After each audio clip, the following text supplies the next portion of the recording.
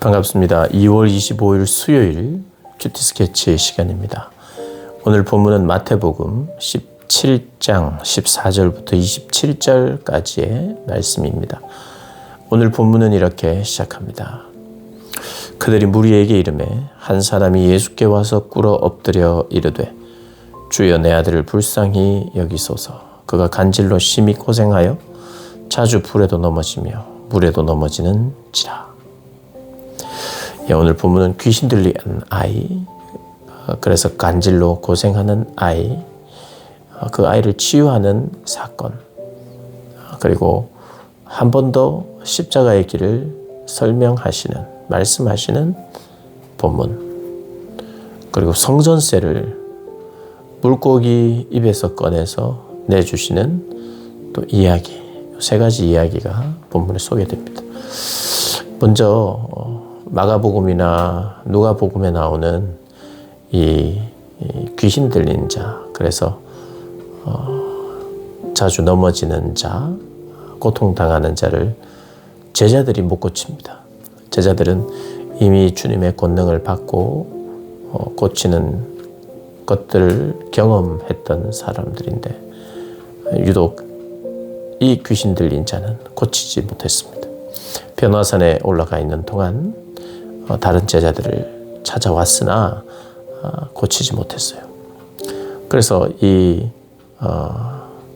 부모님, 주여 내 아들을 불쌍히 여겨달라고 말한 이 부모가 예수님께 이야기를 하죠. 제자들에게 데려갔는데 능히 고치지 못했다고. 그래서 예수님께서 고쳐줍니다. 그리고 이렇게 이야기를 하시죠. 믿음이 없고 패역한 세대야. 내가 얼마나 너희와 함께 있으며 얼마나 너희에게 참으리요. 그를 이리로 데려오라 하시니라. 오늘 이 믿음이 없고 패역한 세대는 제자들에게만 이야기하는 것이 아닙니다. 이 세대가 그렇다는 거예요. 세대가 믿음이 없고 패역하다는 거예요.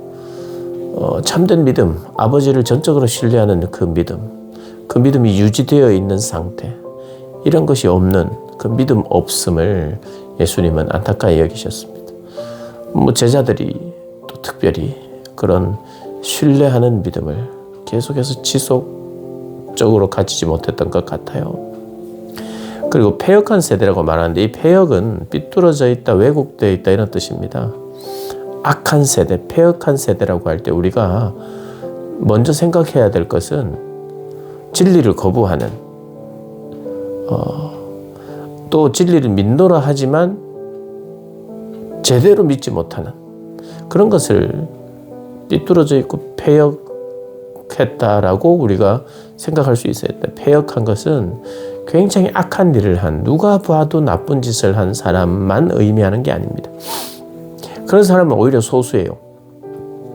대다수는 어떤 사람이냐 하면 평범하지만 어떻게 보면 사람들에게 칭찬도 인정도 받지만 성실하지만 삐뚤어져 있다. 왜곡되어 있다. 이것은 진리를 온전한 진리로 받아들이지 않고 진리를 부분적으로 파편적으로 이해하고 붙들고 있는 상태입니다. 특별히 이 본문은 이 문맥적으로는 이 믿는 자들에게 그리고 제자들에게 무엇이 삐뚤어져 있느냐, 이 패역한 세대는 제자들도 포함되어 있습니다. 무엇이 삐뚤어져 있느냐, 메시아관이 조금 삐뚤어져 있어요. 바로 영광을 얻고 심판과 구원을 하시는 분이 아니라 기다리고 오래 참고 고난과 죽음을 통하여 얻게 되는 영광, 그게 바로 메시아의 영광입니다. 근데 우리 본성상 고난을 피하고 싶어요. 그리고 이미 예수님은 충분히 고난 없이도 영광의 자리에 이룰 수 있는 분이라는 걸 제자들은 확인했어요. 그러나 예수님은 자발적으로 고난의 자리를 선택합니다. 그것은 자신의 생명을 내어주기 위함이에요. 그게 진정한 메시아라는 겁니다. 메시아를 따르는 자들은 또한 그런 삶을 살아야 된다. 제자들은 그런 삶을 살아야 된다. 믿는 자는 그런 삶을 살아야 된다라고 계속해서 말하고 있지만 그게 내 본성과 맞지 않습니다. 그래서 삐뚤어져 있죠. 이 세대를 향하여 예수님께서 삐뚤어져 있다고 이야기를 합니다. 그 속에는 제자들이 포함되고 어쩌면 제자들이 1차적인 대상입니다. 그래서 예수님께서 너에게 믿음이 적다. 믿음이 적은 까닭이라. 그 예수님을, 그 하나님을 믿고 전적으로 의지하는 그 의지함이 적다. 그리고 믿음의 내용이 앞으로 예수 그리스도의 십자가와 고난을 통해서 그분의 낮아지심을 통해서 역사가 일어나고 치유가 일어난다는 그 믿음을 가져야 한다. 오늘 보면 그렇게 이야기하는 것입니다. 그리고 22절, 23절에 다시 한번 이야기하죠. 인자가 장차 사람들의 손에 넘겨져 죽임을 당하고 제3일에 살아나리라. 제자들이 매우 근심하기 시작합니다. 계속 듣는 이야기는 그분이 죽겠다는 겁니다. 고난 받겠다는 겁니다. 물론 부활하겠다고도 말씀하셨지만 다시 살아난다는 이야기는 들리지 않습니다. 고난받고 죽는다는 이야기, 사람에게 넘겨진다는 이야기가 들립니다. 그들의 귀에. 그것이 강조됩니다. 부활의 영광은 강조되지 않고 그러니 두려워하지요. 그게 우리 연약함이고 한계이지만 우리 예수님께서 그것을 이끌어 주기 위해서 계속해서 말씀을 하십니다. 그리고 성전세를 내는 그런 사건이 나오는데요. 성전세를 내라 예수님께 말하자 예수님은 안 내도 됩니다. 왜냐하면 그분은 왕이시잖아요. 성전에서 예배받는 분이에요. 예배와 경배를 받으시는 분이에요. 받아야 될 분이에요. 그런데 당신이 성전세를 내는 그것은 사실은 말이 안 되는 거예요. 그러나 사람들은 몰라요. 그들이 모릅니다. 그들은 오해할 수 있어요. 네가 뭔데 너는 특혜를 받으려고 성전세를 안 내느냐. 예수님은 그 질서에 순응하십니다. 겸손하게.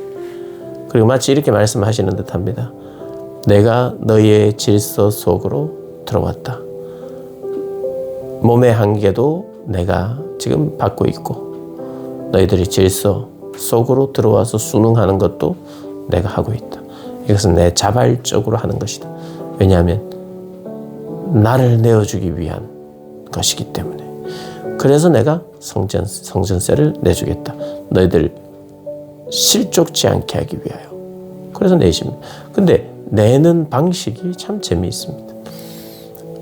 낚시를 해서 물고기를 잡는데 처음 잡은 물고기 입에서 동전을 꺼내서 내줘라. 이렇게 예수님 말씀하십니다. 그래서 순종했더니 그렇게 역사하시고 되었어요. 이 물고기를 통해서 역사하시는 경우가 오병이어의 사건도 그렇습니다. 그래서 물고기를 우리에게 뭔가 풍성하게 공급하시는 하나님, 고기가 많이 잡히는 하나님 나라의 그 특징들을 물고기에 잡힘, 물고기를 통해서 설명하는 경우가 있어요. 직접적인 연결은 없습니다만은 그래도 물고기는 주권과 공급과 통치에 대한 이야기입니다.